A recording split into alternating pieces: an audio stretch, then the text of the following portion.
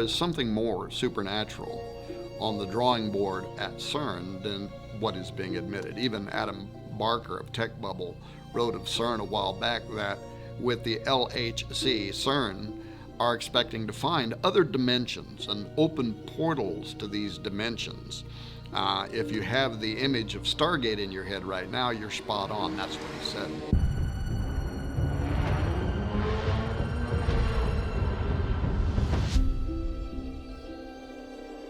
And then he went on to draw parallels to the biblical story of Jacob's ladder. Perhaps you remember the dream. It says, "Behold, there was a ladder set up on the earth, and the top of it reached to heaven. And behold, the angels of God were ascending and descending on it." Then Jacob wakes up from his sleep and he says, "Surely the Lord is in this place, and I did not know it." And he was afraid. And he says, "How awesome is this place? This is none other than the house of God, and this is the gate of heaven," Genesis 28. Now this ladder, described in the first book of the Bible, describes something like a portal from heaven to earth through which God's angels, interdimensional and spiritual beings from another reality, were traveling. When Jacob wakes up, he refers to the location as a gate, much like today's trendy terms gateway or Stargate. One of CERN's goals is to recreate Jacob's ladder, according to Barker, and to reopen a portal. Now, Sergio Bertolucci, who is the official director for research and scientific computing at CERN, he was asked a while back about this extra-dimensional doorway by The Register, which is a London and New York operated science and technology journal. And he didn't hesitate with an enlightening response. He said, "Yes, out of this door might come something, or we might send something through it." Now, prophecy in numerous parts of the Bible refer to a coming day when portals will be opened and spiritual entities are going to pass through and come to the earth. Now, if that's true, and if those verses are accepted for their literal meaning and not written off as some kind of poetic allegory, as some scholars have claimed, then the idea of CERN playing with gateways is a major concern. This is Houston. Say again, please? And if, as CERN claims, they're only out to explore space-time matter, particles, and the origin of our known universe and planets from exclusively a scientific or Darwinian-related perspective, if their agenda is unrelated to Bible prophecy entirely, then what is it with all this mystical symbolism that they knowingly are associating themselves with? Wouldn't it be more appropriate for them just to proudly display a polished statue of a particle or some artist depiction of the Big Bang instead of the statue of Shiva?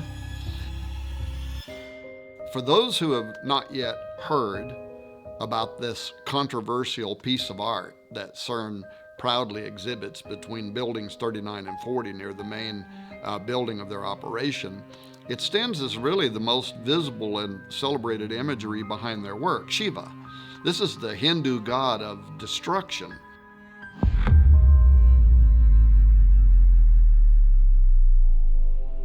In 2004, the government of India, which has had a long-standing friendship with leaders behind the CERN project even before the completion of the Large Hadron Collider, they gifted CERN with this bronze work of an art depicting Shiva as Nataraja, the lord or sometimes king of the dance. This dance that Shiva performs in the sculpture is the one that provides the source of the creation cycle in Hindu mythology, the preservation of all life in existence and the termination of all life in existence. The Rudra Tandava is a dance that especially displays Shiva's sadistic personality as he rains down the ultimate destruction upon a weary planet.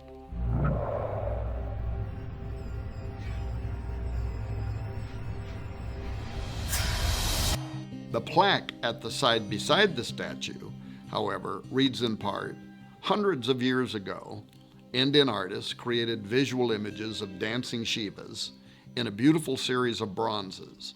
In our time, physicists have used the most advanced technology to portray the patterns of the cosmic dance. The metaphor of the cosmic dance thus unifies ancient mythology, religious art, and modern physics. So right there out in the open for all to see is a direct correlation between the Hindu perception of Shiva hundreds of years ago, which is the concept of destroyer that I explained a moment ago, and our time, unifying, quote, ancient mythology, religious art, and modern physics. Something is going on. You think everything's a conspiracy? Everything is. Additionally, and perhaps even more important, there's a significant section of CERN that is built upon the St. Genus Poili, which is a commune in Ain, a department of France.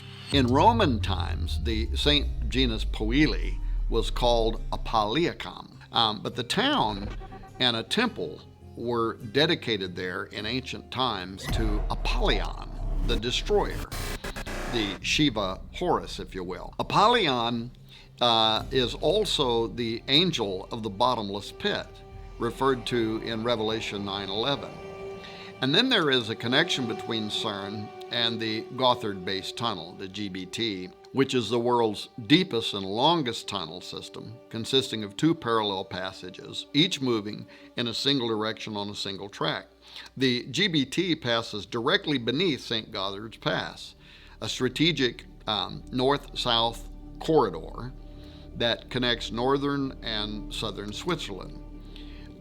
The connection to the Large Hadron Collider has to be made primarily because of the bizarre opening ceremony that was live streamed to the entire world on June 1, 2016, that included this highly occult, demonic dance with characterization, beginning with a call to unite the religions of the world by conducting an interfaith blessing of the tunnel beside a statue of St. Barbara, the patron saint of miners. Following the blessing at the statue of St. Barbara, the press, along with visiting dignitaries, also paid tribute to the 9 miners who had lost their lives during construction of the tunnel. Bodio's southern portal provided the visiting dignitaries a disturbing parade, really, of miners, erotic dancers, zombies, fallen angels, all of whom were obeying the call of what they called the shepherd, whose yodels invoked the appearance of the event's infernal master of ceremonies, a goat man, portrayed by a young and energetic dancing male. This creature is shown with a Baphomet headdress, a goat demon's head, if you will, and a goat body costume with a hairy pelt, and then it had a formal tuxedo over the top. The imagery was heavily evocative of the German and Bavarian Christmas demon known as Krampus. Now, according to tradition, Krampus accompanies St. Nicholas on his midwinter rounds with the intent to steal boys and girls, putting them into a basket carried on his back, or he may decide to beat them with branches for being naughty. Maurice Bruce published a book on pre-Christian Alpine traditions in 1958, and he had this to say about the half-goat, half-demon entity. There seems to be little doubt as to the true identity, for in no other form is the full regalia of the horn god of the witches so well preserved. The birch, apart from its phallic significance, may have a connection with the initiation rites of certain witch covens, rites which entailed binding and scourging as a form of mock death. The chains could have been introduced in a Christian attempt to bind the devil, but again, they could be a remnant of pagan initiation rites. Many show the goat man in formal dress and a tuxedo-style cutaway formal coat and trousers, but with his usual horned goat face, and always with his tongue extended. Now, this tongue out pose seems to be popular with ancient gods, whether they're Mayan, Hindu, Babylonian, Egyptian, Greek, or even British. For some reason, the coat of arms from the Prince of Wales supports both a lion and a unicorn with their tongues extended, for instance. More than likely, this tongue position represents sex magic, fornicating with fallen angels.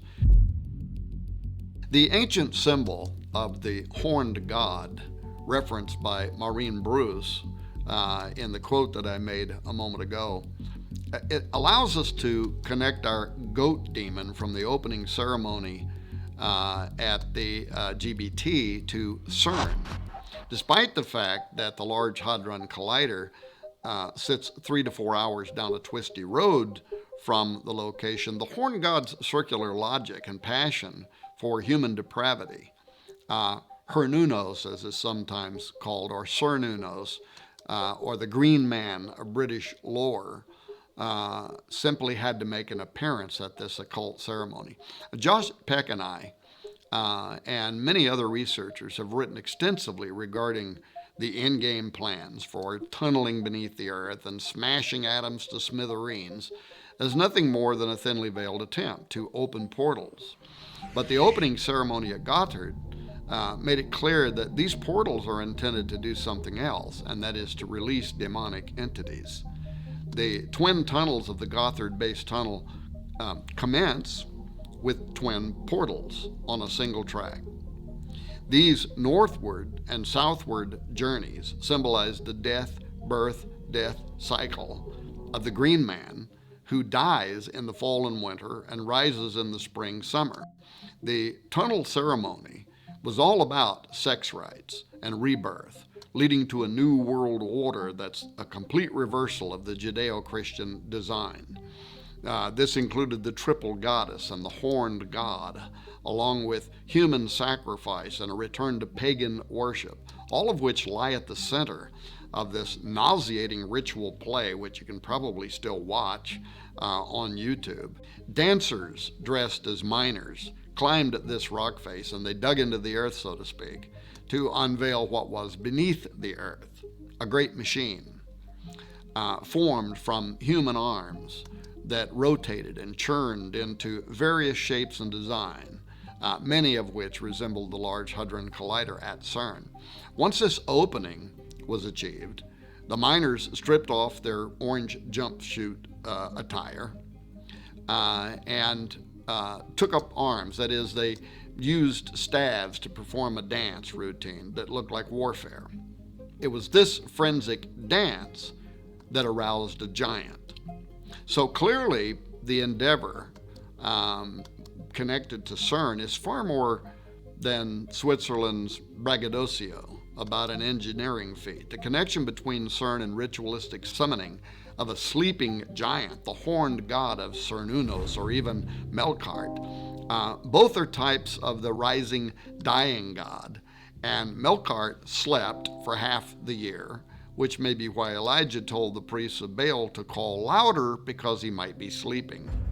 Of course, I can only speculate, but I note the connection between Nimrod, Apollo, and Abaddon, Apollyon at CERN, and the history of the region are all highly curious. Apollo was worshipped by the Romans of that area, as well as the Greeks and in central France. Apollo was equated with the Celtic god Atep Omerus. These two characters were combined to create Apollo Atep Omerus, which can be translated as great horseman or possessing a great horse. In the Celtic belief, horses were closely related to the sun. The interesting thing to note is the connection between this idea of Apollo being associated with horses in France, where part of the LHC and CERN resides, and what the book of Revelation states about Abaddon, where it says, "And the shapes of the locusts were like unto horses prepared unto battle, and on their heads were as it were crowns like gold, and their faces were as the faces of men, and they had a king over them, which is the angel of the bottomless pit, whose name in the Hebrew tongue is Abaddon, but in the Greek tongue hath his name Apollyon. End quote.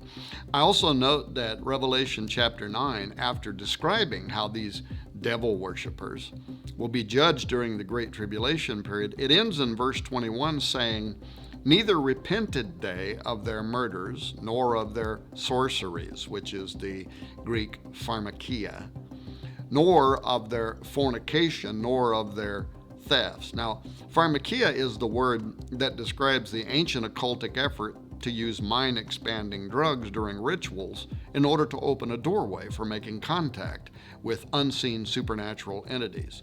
So, given these descriptions, is it possible that CERN will have something to do with the opening of the bottomless pit described in Revelation 9?